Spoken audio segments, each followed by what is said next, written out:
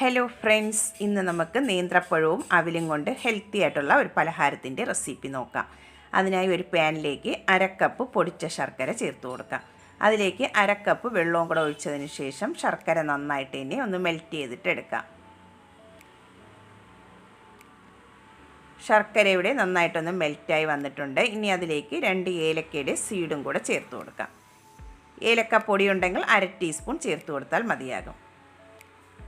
ശർക്കരയെല്ലാം നന്നായിട്ട് തന്നെ ഇവിടെ മെൽറ്റായി വന്നിട്ടുണ്ട്. ഇനി അത് കല്ലുള്ളതാണെങ്കിൽ അരിച്ചിട്ട് വേണം എടുക്കാനായിട്ട്. ഞാനിവിടെ കല്ലില്ലാത്ത ശർക്കരയാണ് എടുത്തിട്ടുള്ളത്. അതിലേക്ക് ഇനി ഒരു നേന്ത്രപ്പഴം ചെറുതായിട്ട് ഇതുപോലെ ഒന്ന് കട്ട് ചെയ്തെടുത്തിട്ടുണ്ട്, അതും കൂടെ ചേർത്ത് കൊടുക്കാം. നേന്ത്രപ്പഴം ഈ ശർക്കരയിൽ കിടന്ന് ഒന്ന് കുക്കായി വരണം, അതുവരെ ഒന്ന് മിക്സ് ചെയ്ത് കൊടുക്കാം. പഴം ഇവിടെ കുക്കായി വന്നിട്ടുണ്ട്, ഇത്രയും മതിയാകും. ഇനി ഇതിലേക്ക് നമുക്ക് ചേർത്ത് കൊടുക്കേണ്ടത് തേങ്ങ ചിരകിയതാണ്. ഞാനിവിടെ 1/2 കപ്പ് തേങ്ങ ചിരകിയതാണ് എടുത്തിട്ടുള്ളത്, അതും കൂടെ ചേർത്ത് കൊടുക്കാം. എന്നിട്ട് നന്നായിട്ട് ഇനി ഒന്ന് മിക്സ് ചെയ്ത് കൊടുക്കാം. ഈ ശർക്കരപ്പാനി കുറച്ചൊന്ന് വറ്റി വരണം, അതുവരെ ഒന്ന് ഇളക്കി കൊടുക്കാം.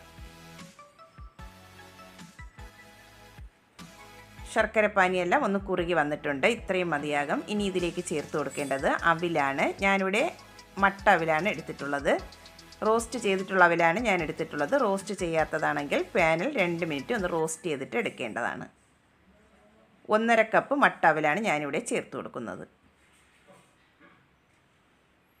എന്നിട്ട് നന്നായിട്ട് ഇനി ഒന്ന് മിക്സ് ചെയ്തിട്ട് എടുക്കാം.